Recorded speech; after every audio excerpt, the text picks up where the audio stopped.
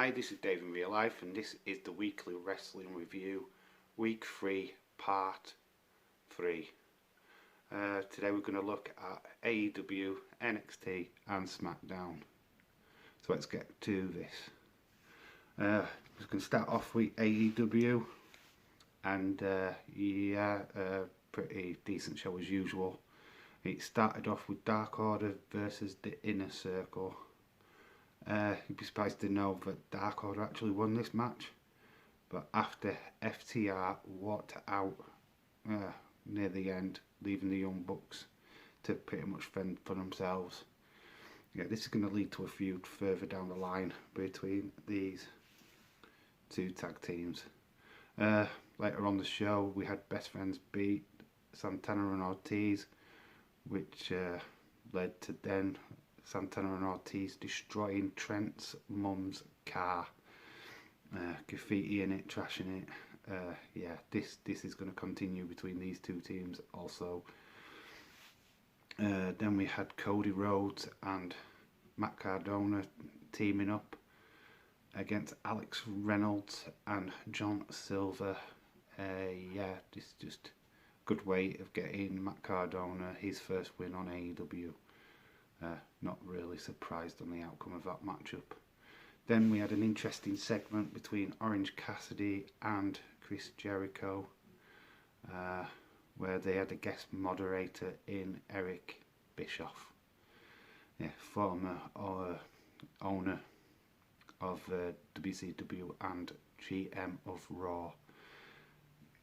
Just really shocked to see him on this programming, but quite a good little addition to the show.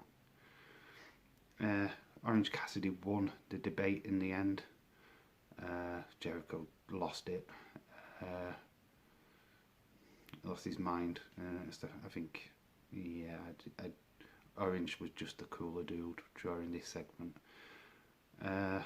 Also, there was Big Swole v Reba, which is a continuation of the Britt Baker feud between her and Big Swole.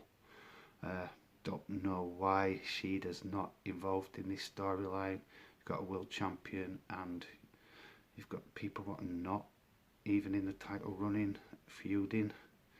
Yeah, it's not really making much sense, but there's one female match on the card, so I suppose we'll run with not using the best of the female talent, I'm afraid, at AEW at the moment. The main event of the show was Moxley versus Darby Allin. Great match, really entertaining. As always, these two guys always bring the brutality, the high spots. Yeah, this is a really decent match. Moxley ended up retaining his title. So much respect shown between the two athletes. I'm sure Darby Allin will have title shots in the future for sure. One note on the show was a pretty nasty accident happened. People thought it was a work, but no, and it involved Matt Hardy and Sammy Guevara. There was a table spot in their altercation, and Matt Hardy smashed his head on the metal frame of the table, leaving a really nasty gash. Blood absolutely everywhere. Yeah, totally by accident. I don't think it was intended. Some people were saying it was like a blood capsule, but nah, it was a serious injury. So, yeah, it's interesting to see how that story develops in the up and coming weeks. All in all, the show itself gets a 7. Is my score for AEW this week. Swiftly moving on to NXT. Really enjoyed this particular show. I'm kind of a big fan of NXT at the moment. They started off with a number 1 contenders match for the NXT female title, and that was between Dakota Kai and Rhea Ripley. Dakota Kai amazingly won this matchup, which was pretty one-sided nearly all the way through it. Dakota Kai will now play Io Shirai in NXT TakeOver 30, which should be a really good match. I'm not really surprised that you're pitting a heel against a babyface when you're putting babyface and babyface together. It just doesn't make sense and doesn't make a good match. At the end of that match, we saw Mercedes Martinez come to the ring and attack Rhea Ripley. So this down the line is going to be a feud.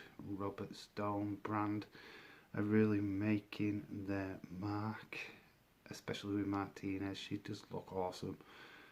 Really excited for this match. It's going to be brutal. These two girls will just go at it, man. On other matches, pretty much sleeper match as Bronson Reed versus Shane Fawn, just to get Bronson over before TakeOver. I think that match was there for. Others were Keith Lee and Grimes fought each other. Nothing match throwaway yet again, just to lead to a video package again where Karrion Kross started to threaten Keith Lee. Yeah, they're really building up the psychological aspect of this feud rather than the physicality. It's going to be a pretty good match when they get round to it, but they're just doing the psychological build up with this feud. Also, big news on this show was the announcement of Dexter Lumis, who's out injured with a knee injury. He's not going to be at NXT. So William Regal has now announced like semi-finals of 2 extra matches where the losers of the first triple threat will face off in the next couple of weeks for places in the ladder match. And next week we have got the last of the triple threat matches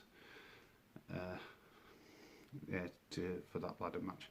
In the one this week, saw Damian Priest win Audi Loken and Ridge Holland. Damian Priest is now in the ladder match at TakeOver. It's really interesting to see where this goes now, because I would have predicted Dexter Lumis to have won the North American title, but now it's just unpredictable. I don't know where it's going to go. I don't know what plans the NXT have for this championship, so it's going to be pretty interesting. There was one toilet break match on the show, Tegan Nox versus Heidi Hartwell. Probably just keeping momentum with Tegan Nox at the moment. That's the other reason why this match even is on the card. There's no major storyline for her at present. So, yeah. We go on to the main event and the main talking point of NXT, and that was Imperium versus Undisputed Era. Match is not what the talking point is. Imperium won after a hell of a lot of chaos, which involved Matt McCarthy and Adam Cole. After their altercation the other week on Matt McCarthy's show, it continued on NXT after he quoted "angry little elf" at Adam Cole. Adam Cole flipped out. The backstage crew had to come out, including Triple H and HBK. This kind of sold this whole idea that this was genuine and real. The punt off the announce table, it looks sickening. Adam Cole really sold this really well. Top marks to him for that. It got this move really over. Interesting to see how this all develops. It is going to be a match at TakeOver. Probably have some kind of stipulation to it, as Matt McCarthy obviously is not a wrestler. So interesting to see how this goes. A marrying of the American football background to WWE again, as they did with Gronk at WrestleMania. So yeah, top marks to NXT. Thought it was really exciting. That got a 7.5 this week. Now to the final review. And what I do, this is pretty much the highlight of the week. SmackDown literally delivers yet again. Can't praise this show enough. Pretty much a sleeper show right into the last 10 minutes with just nice little bits thrown in. So just before we get to that, we'll just do what were on the show. Matt Riddle started it off in a match against Sheamus. This would start an whole series of events off during the night where Sheamus interrupts, Riddle interrupts. Oh, I don't know where this is going. I mean, Sheamus is meant to be a heel, but here he is as a face. I don't get it. It's just madness. All we could get is that Corbin and Shorty G are literally causing trouble on the show, and there was just, pardon my quote here, retribution going on. Yeah, they're not retribution like, but this storyline is just, I don't know if it was filler or I don't know where it's going, but yeah, it's just a mess. Interruptions and DQs, and we've got a match then with Sheamus and Corbin, and where Riddle intervenes and Sheamus gets the win in the end. I don't know. I don't get it. Other things on the show with the dirt sheet with Miz and Morrison, where they had Sonya Deville on, that got interrupted by Heavy Machinery, which would then cause a match up on the show, which ended in a no contest. Throughout the show, the fun and games started again with the lights flickering, boxes being pushed over, mics cutting out, and this pretty much led to the last segment, which, oh my god, it's given me goosebumps on the night. I'm not gonna lie. The all in like invasion angle reimagined, I suppose. We got the first proper glimpse of Retribution.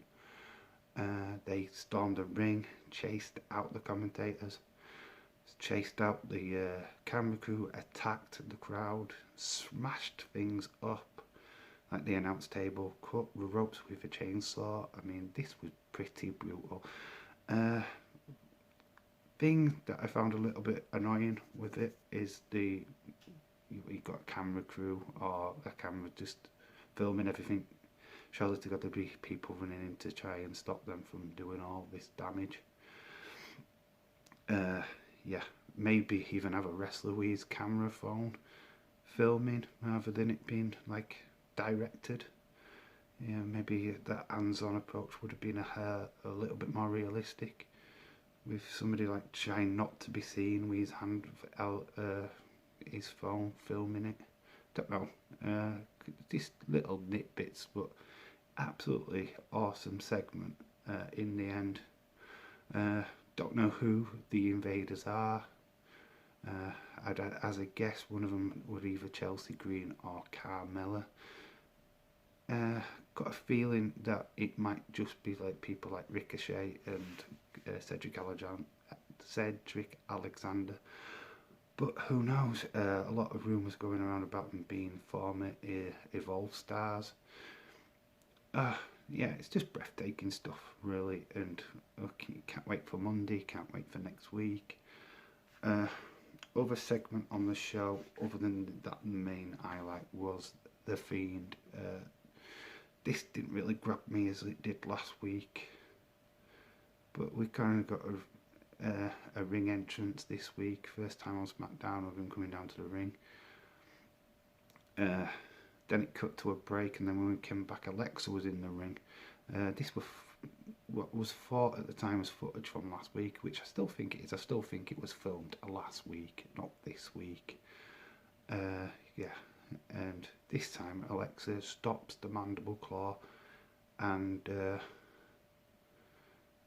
basically caresses the Fiend on his face, which then leads the Fiend to back off. And as he's backing off, the screen flickers, and there's Braun screaming, more vicious, more angry than he's ever been. Yeah, this side of Braun is going to be interesting. He says he's going to really unleash the monster what is within him. So this is going to be interesting. This match is definitely going to happen at SummerSlam, which I, honestly, from the last couple of matches or swap matches and stuff like that have been, this should be really, really good. Yeah, so all in all, SmackDown was taken over by Retribution. The main talking point, it literally is, it beats anything. Really takes this, it's going to take some beating with SmackDown each and every week. So for me, SmackDown's ratings this week is 8.5 like it was last week. What a week of wrestling again. I don't think any of them really truly disappointed. So yeah. Okay, we're going to end this video right now. Thank you all for watching. Please like, subscribe, leave a comment, let me know what you think. Let me know what you thought of the shows, what I reviewed today. We'd love to hear from you. Alright, I've been Dave in real life. You've been awesome. And remember to always keep it real. Until the next time. Bye for now.